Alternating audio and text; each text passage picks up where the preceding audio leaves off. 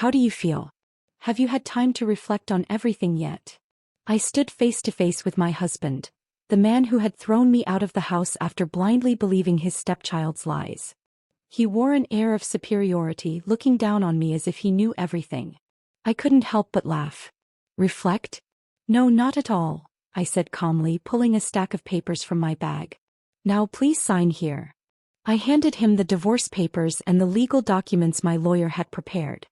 He maintained his composure as he signed them without protest, until he saw the attached documents. His expression froze, his hand trembling slightly. Beside him, his stepchild Jim began to panic. The lies they had so carefully constructed had been exposed, and the truth now lay bare. My name is Mary. I'm a 52-year-old office worker and I had been married for just a year. I lived with my husband Brian and his adult son Jim, who worked full-time but refused to leave the house he grew up in. I never adopted Jim, so to me he was little more than a stranger. From the beginning I hoped he would move out, but Jim dug in his heels. This is my mother's house, he said firmly. She died 5 years ago and I won't leave the home I shared with her. I sympathized, having lost my first husband around the same time Jim's mother passed, but sympathy didn't make his defiance easier to live with. My mom was a better cook. But I guess I'll eat this, Jim muttered one evening, picking at the dinner I had prepared with disdain. His contempt wasn't hidden. It weighed on me every day. If my cooking was so unbearable, why didn't he make his own meals? Frustrated, I turned to my husband. Jim clearly doesn't like my cooking. What should I do? Brian shrugged. Then stop cooking for him. He doesn't have to eat it. The indifference stung, but I followed his advice. The next time Jim came home to no dinner, he exploded. Why isn't there food for me? You married my dad, so it's your job to cook for me too. No matter what I did, I couldn't win. Jim's comments grew nastier, and Brian's refusal to intervene left me feeling completely alone. Before we married, Brian had assured me Jim would move out soon. Yet here we were. Jim showed no signs of leaving. He just can't afford it, Brian claimed. But I knew better. Jim had inherited a substantial estate from his late mother and squandered most of it on luxury items. His debts piled up in letters from credit card companies stuffed in his room. He wasn't just reckless with money, he was openly dismissive of me. And Brian? He just enabled it. One day my daughter Emma shared her news. Mom, I got proposed to. Hearing her excitement, I couldn't help but smile. Since my remarriage, good news had been rare, so this was a moment of pure joy. Congratulations, I exclaimed warmly. I'm sure your father in heaven is smiling too. Memories of my late husband filled my mind. He had worried about our daughter's future until his final moments. I felt certain he would be relieved to see her find happiness. I'll introduce my fiancé soon, Emma said, then hesitated. But, do I have to introduce him to Brian? He's just your second husband, he has nothing to do with me. Her words were honest and I couldn't blame her. Unlike Jim, she hadn't been adopted by Brian and she had no bond with him. Just greet him briefly, I suggested gently. It doesn't have to be more than that. When I told Brian about Emma's engagement, he barely reacted. His indifference hurt, but it didn't surprise me. He had never shown much interest in Emma. Later, Jim sneered, "Why don't you just divorce Dad and live with your daughter? You probably hate living with us anyway." Shocked, I looked at Brian for support, but as usual he walked out without saying a word. Annoyed, I snapped back at Jim. "Don't you have someone special in your life? Why don't you get married and give your father some peace?" Jim scowled and walked away without answering. He rarely spoke of relationships and I doubted he had anyone in his life. The thought of him marrying and bringing a wife into the house filled me with dread. "Do you think Jim will stay here even after marriage?" I asked Brian one evening. "Leave it to Jim. I don't care either way," he said flatly. His indifference infuriated me. Eventually I met Emma's fiancé. Brian refused to come. "I don't care about that. Don't invite me to the wedding either," he said coldly. Emma's fiancé, however, was the complete opposite of Jim.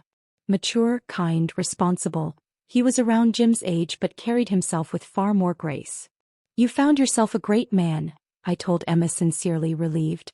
Compared to him, Jim looked even more pathetic. "If things don't work out with your husband and his son, you can always come live with us," her fiancé said kindly. His words gave me a sense of relief I hadn't felt in years. Back at home, Jim greeted me with contempt. A housekeeper shouldn't be late. Dad and I are starving. Hearing him call me a housekeeper stung, but Brian pretended not to notice. Compared to Emma's fiancé, both Brian and Jim seemed utterly useless. Meanwhile, Brian began disappearing every weekend. I'm helping a friend whose mother is in the hospital, he explained. I didn't believe him. When I confronted him, is this friend a woman? He panicked and denied it too quickly. His behavior only deepened my doubts. Jim noticed the tension and took pleasure in it. Dad probably regrets marrying an old lady like you.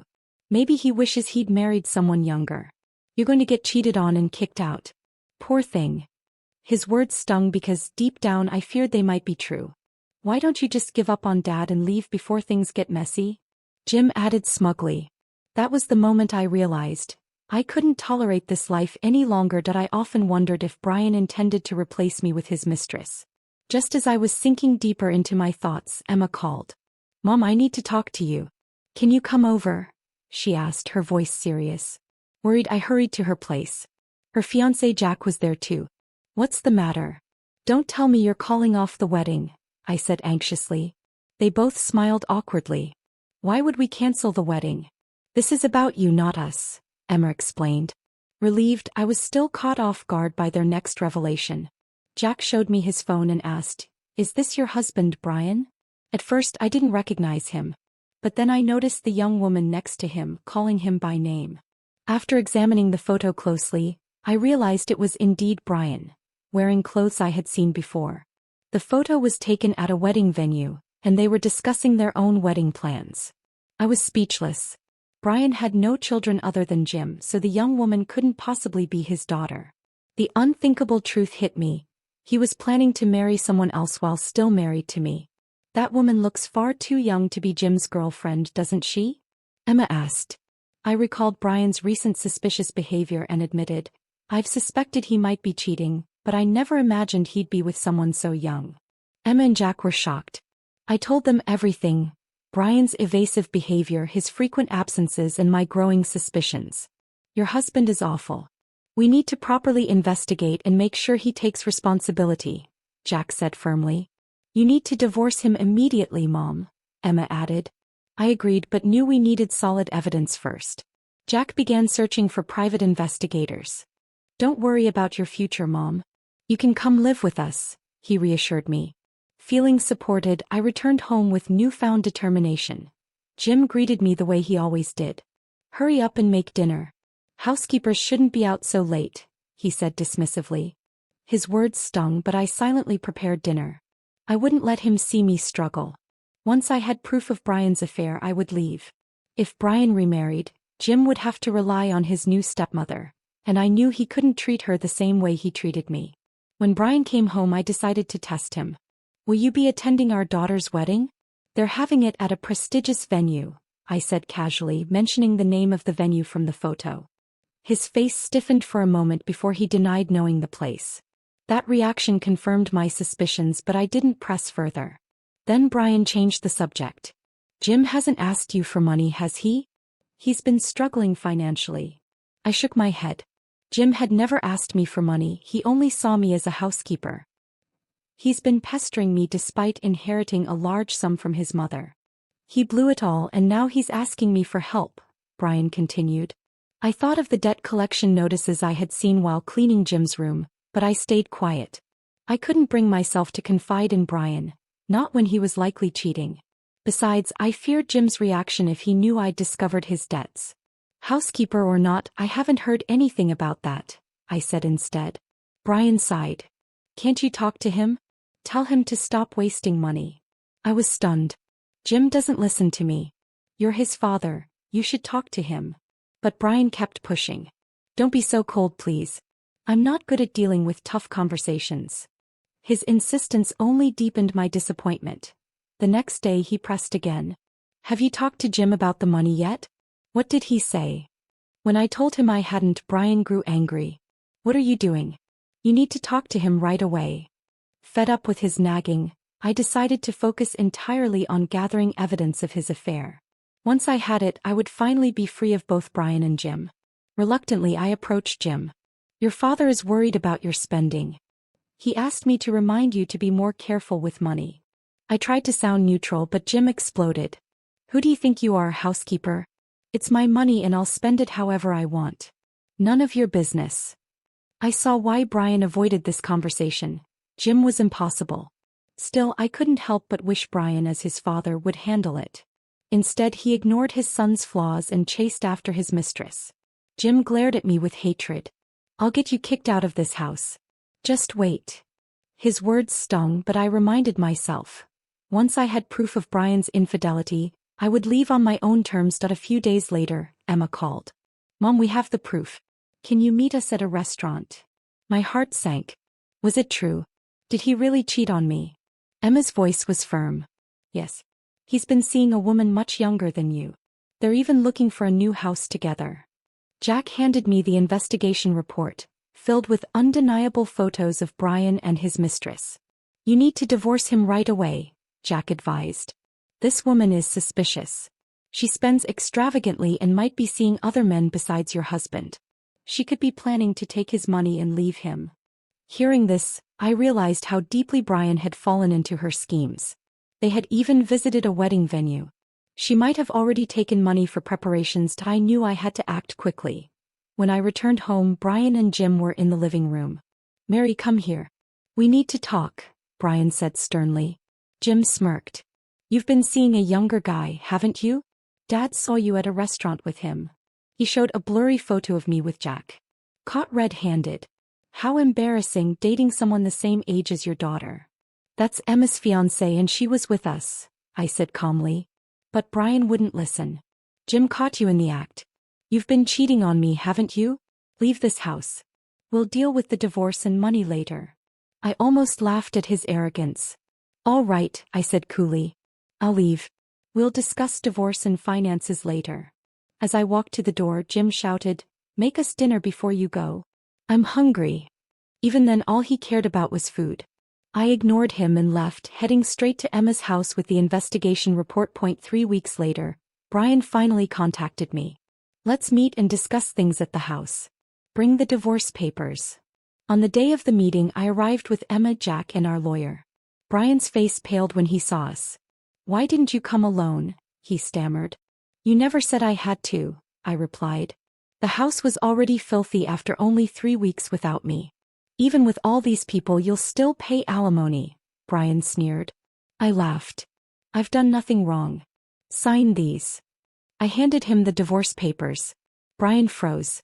Why am I paying alimony? You're the one who cheated, he protested, showing the blurry photo again. Our lawyer calmly handed him the investigator's report. We have proof of your affair. Brian's face turned ashen. Jim was speechless. I can't pay alimony. I'm broke. I borrowed money for the wedding and honeymoon, Brian admitted. Jim's true motives slipped out. You're not really remarrying, are you? I don't want to lose half of your inheritance. But Brian shook his head. I already spent all of Mom's inheritance. Jim collapsed in disbelief. Dad, can't you lend me some money? You've got something left, right? I'm broke, Brian whispered. I reminded them both. Jim, I found debt notices in your room. At your age, asking your mother to clean your room is embarrassing. Our lawyer presented the alimony documents, and Brian reluctantly signed them. Jack added, I heard your mistress is spending your money and seeing other men.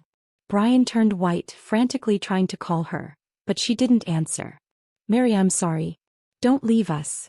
Jim begged. Dad's never home and I'm tired of eating junk food. I shook my head. Ask your father's new wife. You'll have a young housekeeper soon enough. And with that, I walked out for the last time. We went straight to City Hall and filed for divorce. I moved in with Emma and Jack. It was a bit cramped, but we planned to move to a larger home soon. A few weeks later, I heard Brian's mistress had scammed him, running off with a large sum of money for a wedding that would never happen. He was left with nothing but debt. Jim even called me begging for help. Mom, Dad moved out and I have nowhere to go. I'm not your mother, I reminded him coldly. We're not related and I've divorced your father. When he kept harassing me, Jack threatened to report him to the police. That finally scared him off. Life with Emma and Jack was peaceful. Soon we received wonderful news. Emma was pregnant. I was thrilled to become a grandmother. For the first time in years, life was finally looking up. And I was determined to cherish every moment with my loved ones.